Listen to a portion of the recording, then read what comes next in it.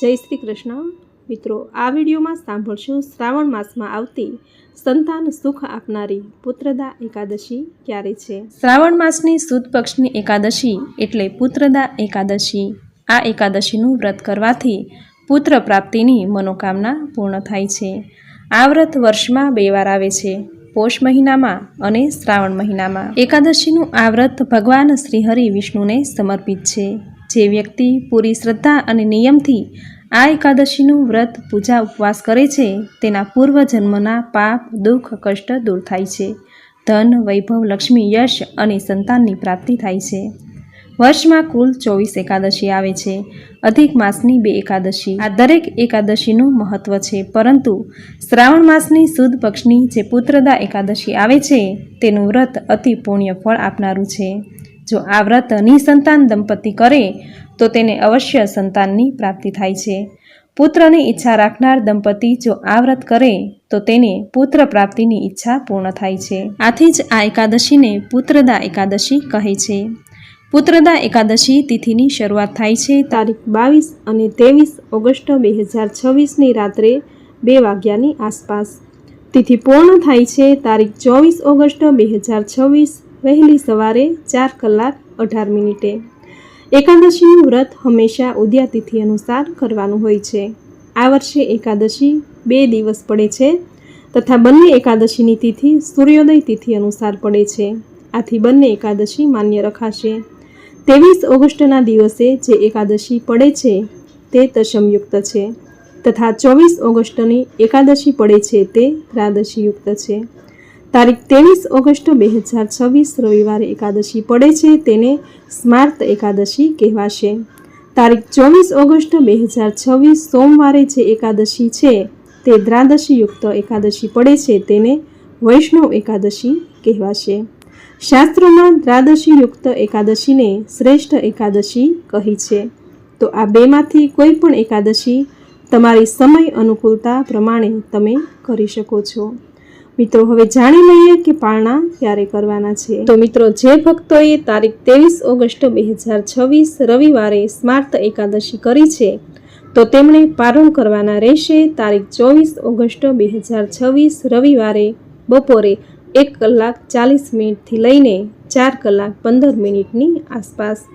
જે ભક્તોએ તારીખ 24 ઓગસ્ટ 2026 સોમવારે વૈષ્ણવ એકાદશી કરી છે તો તેમણે પારણા કરવાના રહેશે તારીખ 25 ઓગસ્ટ 2026 સવારે 5 કલાકથી 55 મિનિટથી લઈ 6 કલાક 20 મિનિટની આસપાસ। તો મિત્રો, આ હતું એકાદશી ક્યારે કરવાની છે। મિત્રો, પુત્રની પ્રાપ્તિ કરાવતી એકાદશીનું આ વ્રત દશમની તિથિથી જ શરૂ થઈ જાય છે।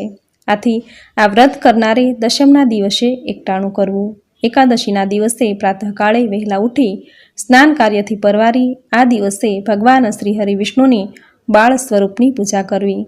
બાલ ગોપાલને પંચામૃત શુદ્ધ જળથી સ્નાન કરાવી વસ્ત્રો પહેરાવી પીળું ચંદન પીળા પુષ્પ અને પીળી મીઠાઈ ધરાવી પૂજા કરવી।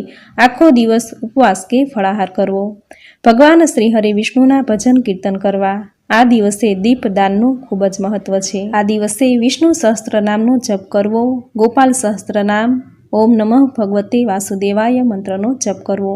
આમ કરવાથી પરમ કલ્યાણની પ્રાપ્તિ થાય છે। પદ્મપુરાણમાં કહ્યું છે કે પુત્રદા એકાદશીનું વ્રત કરવાથી અગ્નિષ્ટોમ યજ્ઞ કર્યા જેટલું જ પુણ્યફળ પ્રાપ્ત થાય છે। જે દંપતીને લગ્નના ઘણા વર્ષો પછી પણ જો સંતાન પ્રાપ્તિ નથી થઈ રહી તો તેમણે પુત્રદા એકાદશીનું વ્રત કરીને આ દિવસે ગાય અને વાછરડાની સેવા પૂજા કરવી। આમ કરવાથી ભગવાન શ્રી કૃષ્ણની કૃપાથી નિસંતાન દંપતીને સંતાન પ્રાપ્તિની મનોકામના પૂર્ણ થશે।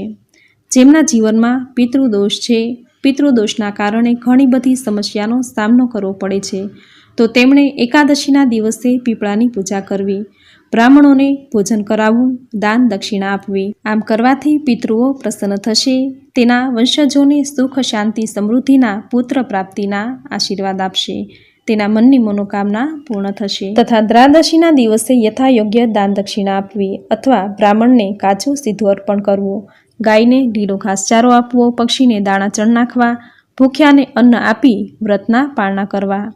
એકાદશીના દિવસે વ્રતની કથા સાંભળવી। એકાદશીનું આ વ્રત અતિ પુણ્ય ફળદાયી છે।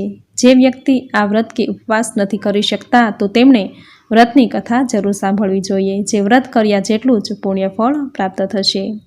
તથા જેમને એકાદશીનું વ્રત કરવું છે, તે વૃદ્ધ છે, બીમાર છે, સગર્ભા સ્ત્રી છે, બાળક છે, તો તેમણે એકાદશીનું વ્રત ઉપવાસ કર્યા વગર પણ મન અને વાણીથી પવિત્ર રહીને, શુદ્ધ રહીને આ વ્રત કરી શકે છે. આ દિવસે કોઈને જૂઠું બોલવું નહીં, કોઈની નિંદા કરવી નહીં, કોઈનું અપમાન કરવું નહીં, કોઈને કટુ વચન કહેવા નહીં. આમ વાણી અને મનથી શુદ્ધ રહીને એકાદશી કર્યા જેટલું જ પુણ્ય ફળ પ્રાપ્ત થાય છે. તો મિત્રો, આ હતી એકાદશી વ્રતની વિધિ અને તેનું મહાત્મ્ય. હવે સાંભળશું વ્રતની કથા વાર્તા. બોલો ભગવાન શ્રી હરિ વિષ્ણુની જય. ધર્મરાજા યુધિષ્ઠર બોલ્યા, હે ભગવાન, તમે હવે મને શ્રાવણ માસના શુક્લ પક્ષની એકાદશીની કથા સંભળાવો. આ એકાદશીનું નામ શું છે, તેની વિધિ કઈ છે તે કહો. શ્રી કૃષ્ણ ભગવાન બોલ્યા, હે રાજન, તમે શાંતિપૂર્વક શ્રાવણ માસની શુક્લ પક્ષની એકાદશીની કથા સાંભળો. દ્રાપર યુગના પ્રારંભમાં મહિષ્મતી નામની નગરી હતી. તે નગરીમાં મહાજીત નામનો એક રાજા રાજ્ય કરતો. તે પુત્રહીન હતો, તેથી તે સદૈવ દુઃખી રહેતો. તેને રાજ્ય કષ્ટદાયક લાગતું. રાજાએ પુત્ર પ્રાપ્તિના ઘણા પ્રયત્ન કર્યા, પરંતુ તે નિષ્ફળ ગયા. હવે તે રાજા વૃદ્ધ થવા લાગ્યો, તો તેને તેની ચિંતા પણ વધવા લાગી. એક દિવસ આ રાજાએ પ્રજાને સંબોધન કરતાં કહ્યું કે ન તો મેં પોતાના જીવનમાં પાપ કર્યું છે અને ન અન્યાયપૂર્વક પ્રજાથી ધન એકત્ર કર્યું છે. નથી ક્યારેય દેવતા અને બ્રાહ્મણોનું દાન છીનવ્યું. મેં પ્રજાને હંમેશા પુત્રની જેમ પાળી છે. મેં અપરાધીઓને દંડ દીધા છે. મેં ક્યારેય કોઈની સાથે રાગ દ્વેષ કર્યા નથી. બધાને સમાન ગણ્યા છે. આ રીતે ધર્મયુક્ત રાજ્ય કરવા છતાં હું આ સમયે મહાન દુઃખ ભોગવું છું. તેનું કયું કારણ છે? રાજા મહાજીત આ વાતને વિચારવા માટે મંત્રી આદિ સહિત વનમાં ગયો. ત્યાં વનમાં જઈને એણે મોટા મોટા ઋષિમુનિઓના દર્શન કર્યા. એ સ્થાન પર એમણે વયોવૃદ્ધ અને ધર્મના જ્ઞાતા મહર્ષિ લોમશના દર્શન થયા. બધાએ મહર્ષિને પ્રણામ કરી તેના સન્મુખ બેસી ગયા. એમના દર્શનથી બધાને ખૂબ જ પ્રસન્નતા થઈ અને કહેવા લાગ્યા, હે દેવ, અમારા અહોભાગ્ય છે કે અમે તમારા દર્શન અમને થયા. લોમશ ઋષિ બોલ્યા, હે મંત્રીગણ, તમારા લોકોના વિનય અને તમારા સદવ્યવહારથી હું અત્યંત પ્રસન્ન છું. તમે મને તમારું આવવાનું કારણ બતાવો. હું તમારું કાર્ય પોતાની શક્તિ અનુસાર અવશ્ય કરીશ, કારણ કે અમારું શરીર પરોપકાર માટે જ બન્યું છે. લોમશ ઋષિના વચન સાંભળી મંત્રી બોલ્યા, હે મહર્ષિ, તમે અમારી વાત જાણવામાં બ્રહ્માથી પણ વધુ છો. તેથી તમે અમારો સંદેહને દૂર કરો. મહિષ્મતી નામની નગરીમાં મહાજીત નામનો ધર્માત્મા રાજા છે. તે પ્રજાને પુત્રની જેમ પાળે છે, છતાં તે પુત્રહીન છે. તેનાથી તે અત્યંત દુઃખી રહે છે. અમે લોકો તે રાજાની પ્રજા છીએ. અમે લોકો તેમના દુઃખથી દુઃખી છીએ, કારણ કે પ્રજાનું એ કર્તવ્ય છે કે રાજાના સુખમાં સુખ માને અને દુઃખમાં દુઃખ માને.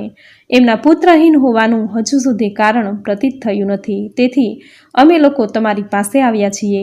જ્યારે અમને તમારા દર્શન થયા તો અમને પૂર્ણ વિશ્વાસ છે કે અમારું કષ્ટ અવશ્ય જ દૂર થઈ જશે.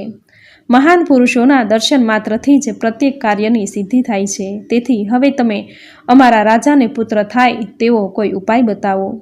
લોમશ ઋષિએ એક ક્ષણ માટે નેત્ર બંધ કર્યા અને રાજાના પૂર્વજન્મોનો વિચાર કરવા લાગ્યા. તે વિચાર કરીને બોલ્યા, હે શ્રેષ્ઠ પુરુષો, આ રાજા પાછલા જન્મમાં અત્યંત નિર્ધન તથા ખરાબ કર્મો કરતો હતો.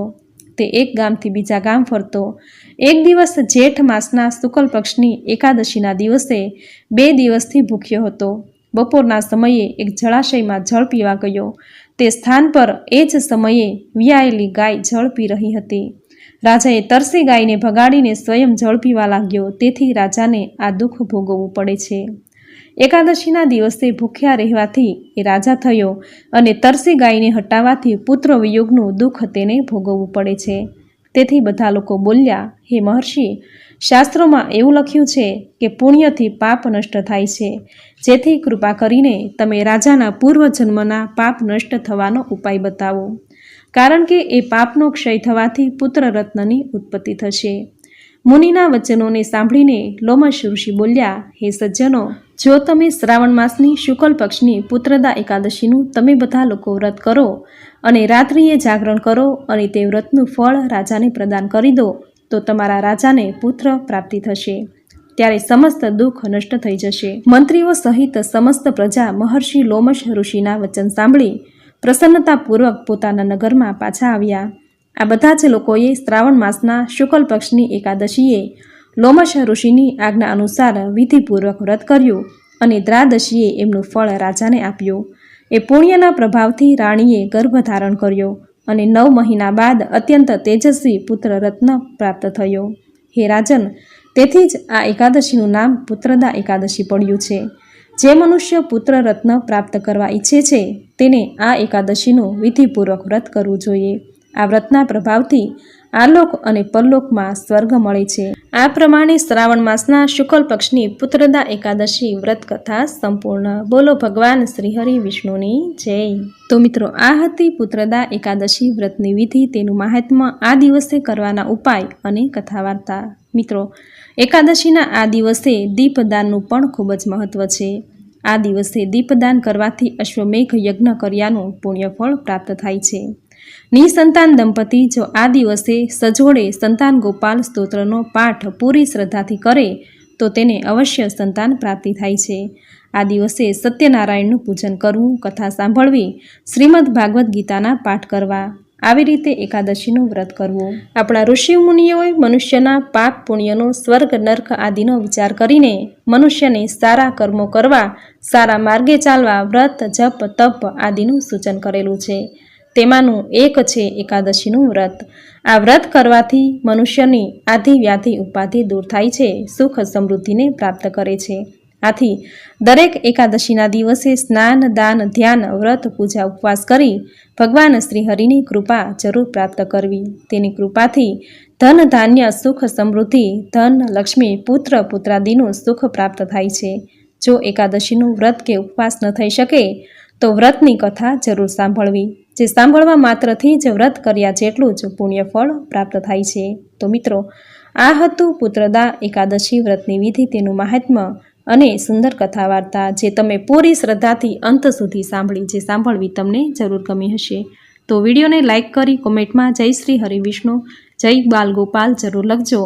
ચેનલ પર જો નવા છો તો ચેનલ સબસ્ક્રાઈબ કરી બાજુમાં બેલ આઇકન પ્રેસ કરી દેજો, જેથી આપણા આવતા દરેક નવા વિડીયોની નોટિફિકેશન તમને મળતી રહે.